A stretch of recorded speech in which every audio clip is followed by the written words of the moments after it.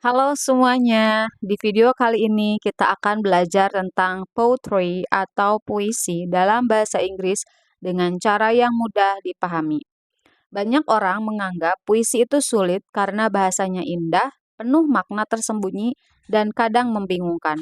Padahal, kalau tahu dasar-dasarnya, puisi bisa menjadi salah satu bagian paling menarik dalam English literature. Nah, di video ini kita akan belajar apa itu poetry, ciri-ciri puisi, jenis-jenis puisi, figurative language dalam puisi, cara memahami puisi dengan mudah, dan contoh analisis puisi sederhana. So, let's learn poetry easily. Puisi atau poetry adalah karya sastra yang digunakan untuk menyampaikan perasaan, emosi, ide, atau pengalaman melalui kata-kata yang indah. Puisi berbeda dengan prose atau novel karena puisi biasanya lebih singkat, lebih emosional, dan memiliki makna mendalam. Dalam puisi, penulis memilih kata dengan sangat hati-hati agar terasa indah dan bermakna. Contoh puisi sederhana. The moon smiles in the silent night, giving the world its gentle light.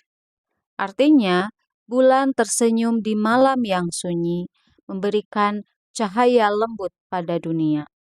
Kalimat ini terdengar indah karena menggunakan imajinasi dan perasaan. Kenapa orang menulis puisi? Biasanya, puisi digunakan untuk mengungkapkan perasaan, menyampaikan pesan, menceritakan pengalaman, menggambarkan keindahan, atau menyampaikan kritik sosial. Puisi memiliki beberapa ciri khas. Yang pertama, menggunakan bahasa indah. Puisi menggunakan kata-kata yang estetik dan emosional. Contoh, golden sunlight kiss the sea. Matahari tentu tidak benar-benar mencium laut. Itu hanya gaya bahasa agar terdengar lebih indah. Yang kedua, mengandung makna tersirat. Puisi sering memiliki makna tersembunyi, jadi pembaca harus memahami perasaan dan pesan di balik kata-kata. Yang ketiga, memiliki rhythm and rhyme. Rhythm, irama dalam puisi. Rhyme, persamaan bunyi di akhir kalimat. Contoh, sky so blue, morning dew. Kata blue and dew memiliki bunyi yang mirip. Keempat, pendek tetapi bermakna. Walaupun singkat, puisi bisa memiliki pesan yang sangat dalam. Nah, jenis-jenis poetry. Yang pertama ada lyric poetry, puisi yang mengekspresikan perasaan pribadi. Contoh tema, cinta, kesedihan, kebahagiaan. Yang kedua, narrative poetry, puisi yang menceritakan sebuah cerita. Biasanya memiliki tokoh dan alur.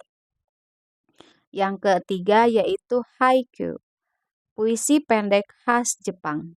Biasanya hanya terdiri dari 3 baris. Contoh, morning rain softly, flower dance beneath gray skies, it breathes quietly.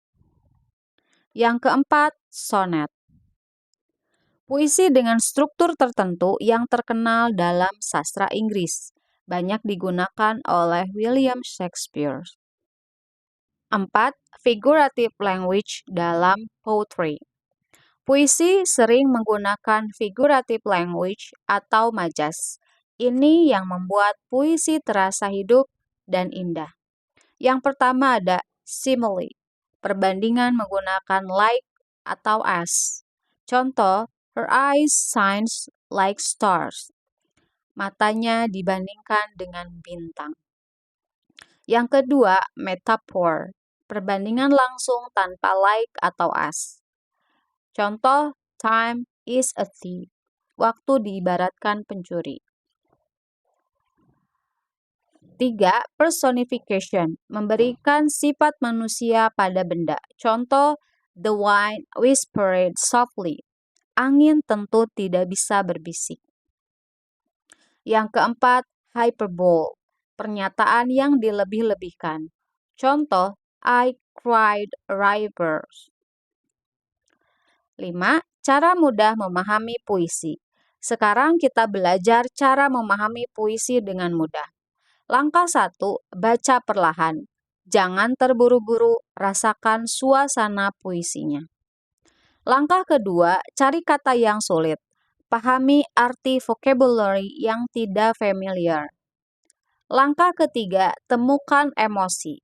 Tanyakan apakah puisinya sedih, bahagia, romantis, atau penuh harapan.